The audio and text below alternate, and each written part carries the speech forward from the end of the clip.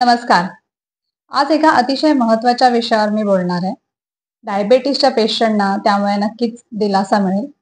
तर आयुर्वेदिक ग्रंथांमध्ये हळद ही प्रमेहाच्या रुग्णांसाठी किती उपयुक्त आहे, त्याचे काय-काय गुणधर्म आहेत, याबद्दल काय माहिती मिळते, हे आपण बघणार आहोत. दुसरी महत्त्वाची गोष्ट आहे, याबद्दल काही लेटेस्ट रिसर्च आहेत का?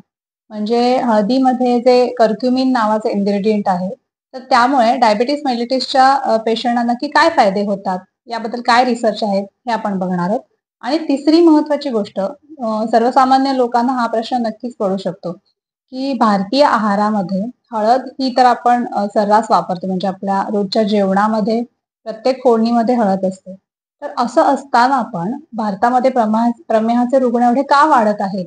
किंवा त्यांना औषध म्हणून याचा का उपयोग होत नाही? तर या 3 महत्त्वाच्या गोष्टींवर आज आपण चर्चा करणार आहोत. त्यामुळे व्हिडिओ शेवटपर्यंत नक्की बघा. मी डॉक्टर दीप्ती कंधारे, मनसा वेलनेसमध्ये सगळ्यांचं मनापासून स्वागत. तर सुरुवातीला आपण बघूयात, की आयुर्वेदिक ग्रंथांमध्ये काय वर्णन आहे.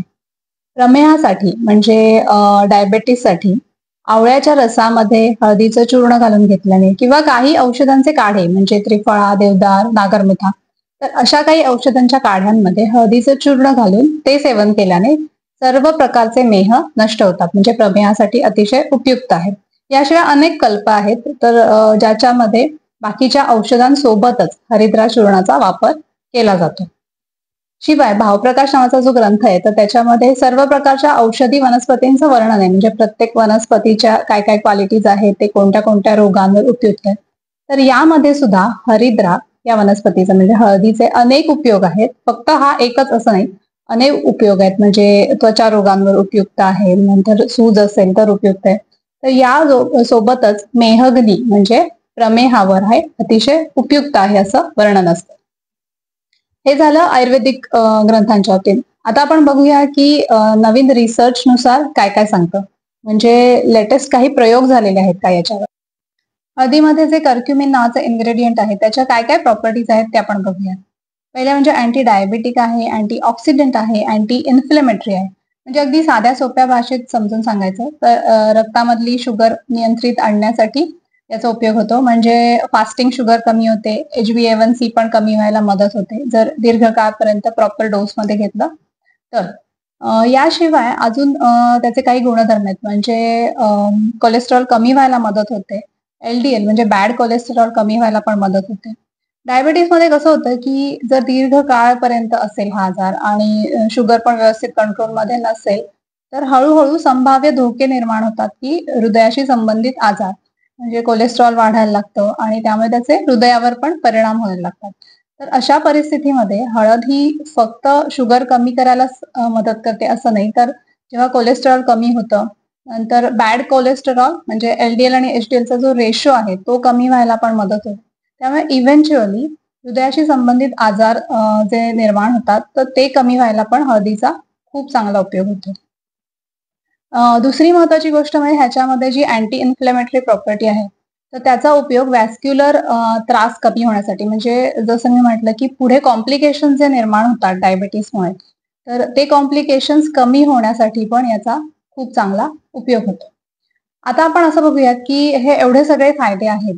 म्हणजे कॉम्प्लिकेशन्स कमी होतात, शुगर कंट्रोलमध्ये राहते.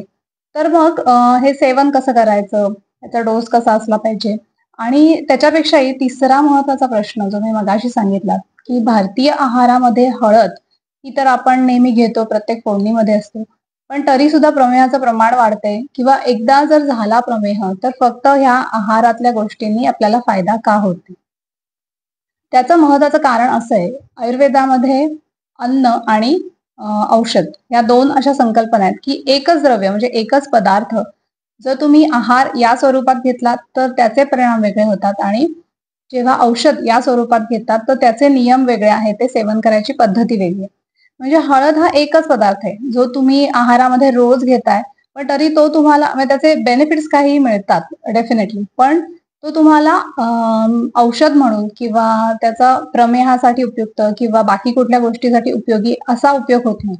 तर हे एकदम सोप्या ह्याच्यामध्ये जर तुम्हाला समजून सांगायचं, तर ट्रेडिशनली तुम्हाला सगळ्यांना माहिती आहे, की आपल्या इथे आपण भारतामध्ये जेव्हा व्हायरल इन्फेक्शन असेल किंवा थ्रोट इन्फेक्शन म्हणजे घसा दुखतोय, नंतर सीझन चेंजमुळे काही सर्दी खोकला होतोय, तर आपण काय देतो? सगळ्यात पहिल्यांदा दूध दुधामध्ये हळद घालून म्हणजे गरम कडकडीत दूध आणि त्याच्यामध्ये हळद उकळून असं देतो.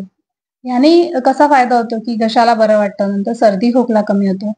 हाच उपयोग त्याचा जेव्हा आपण हळद भाजीमध्ये घालतो तेव्हा तसा होणार नाही. कारण याची अनेक कारणे आहेत. आयुर्वेदामध्ये औषध हे वेगवेगळ्या फॉर्ममध्ये दिलं जातं. त्याच्यासोबत वेगवेगळे अनुपान असतं. अनुपान म्हणजे आपण ते कशासोबत देतोय ते असतं. नंतर औषधाचा काळ महत्वाचा असतो. म्हणजे इथे आपण बघितलं, की जनरली आपण जे हळद दूध देतो ते रात्री झोपताना देतो, गरम करून देतो. तर त्याने पेशंटला जो फायदा मिळतो तो दुसऱ्या फॉर्ममध्ये मिळत नाही. त्यामुळे मी असं सजेस्ट करेन, की तुम्ही जेव्हा प्रमेहासाठी औषधं घ्याल, तेव्हा फक्त एकच गोष्ट बघून ती मनाने घेतली असं करू नका. तर वैद्यांना दाखवून नंतर व्यवस्थित प्रॉपर तपासणी करून ते ज्या डोसमध्ये सांगतील आणि याशिवाय त्याच्यासोबत बाकी औषधं पण महत्वाची असतात. म्हणजे फक्त एकच गोष्ट ही इम्पॉर्टंट नसते. बाकी औषधांसोबत जर तुम्ही घेतलं, तर याचा तुम्हाला डेफिनेटली फायदा होईल. अर्थात डायबिटीसच्या पेशंटना कुठलीही गोष्ट मनाने करणं, फक्त इंटरनेटवरून किंवा ChatGPTवरून बघितलंय, Googleवर सर्च केलंय आणि घेतलं, तर असा फायदा होत नाही. कारण ही अतिशय सिरियसली घ्यायची गोष्ट आहे. माझा हा व्हिडिओ बनवण्याचा हेतू आहे, की तुम्हाला माहीत असायला हवं, की काय-काय गोष्टी अवेलेबल आहेत आणि डायबिटीस रिव्हर्सलच्या प्रयत्नांमध्ये तुम्ही कुठल्या गोष्टी करू शकता. म्हणजे अनेक गोष्टी एकत्र केल्यात तर फायदा होईल. अर्थात ज्यांच्या ॲलोपॅथिक गोळ्या चालू आहेत, मेटफॉर्मिन वगैरे कोणी घेत असेल, तर त्या कंटिन्यू करायला पाहिजे. असं सडनली एक थांबून दुसरं घेतलंय असं होत नाही. त्यामुळे त्या गोष्टी पण कंटिन्यू केल्या पाहिजेत. पण त्याच्यासोबत तुम्ही अशी औषधं घेतली पाहिजेत, जी तुम्हाला डायबिटीस रिव्हर्सलला अतिशय उपयोगी आहेत. म्हणजे तुमचा ओव्हरऑल आजार पूर्ण बरा करण्यासाठी ती मदत करतात. कारण ॲलोपॅथिक आणि आयुर्वेदिक औषधांमध्ये मेन फरक हाच असतो, की आयुर्वेदामध्ये सिम्प्टमॅटिक ट्रीटमेंट देत नाही आपण. म्हणजे आत्ता हे सिम्प्टम आहे, तर तेवढ्यापुरतं कमी करण्यासाठी औषध दिले असं होत नाही. तर तो आजार हळू पूर्ण बरा होण्यासाठी, त्या आजाराचे बाकी काय-काय परिणाम होतात शरीरावर, तर ते पण रिव्हर्स करण्यासाठी आपण प्रयत्न करत असतो. त्यामुळे माझा सल्ला असा आहे, की तुम्ही एकतर आहार, विहार, व्यायाम आणि त्यासोबत तुमच्या बाकीच्या औषधांसोबत आयुर्वेदिक औषधं जर घेतली, तर तुम्हाला या डायबिटीस रिव्हर्सलच्या जर्नीमध्ये त्याचा नक्की फायदा होईल. तर हा व्हिडिओ बघितल्याबद्दल धन्यवाद. भेटूया पुढच्या एका नवीन व्हिडिओमध्ये.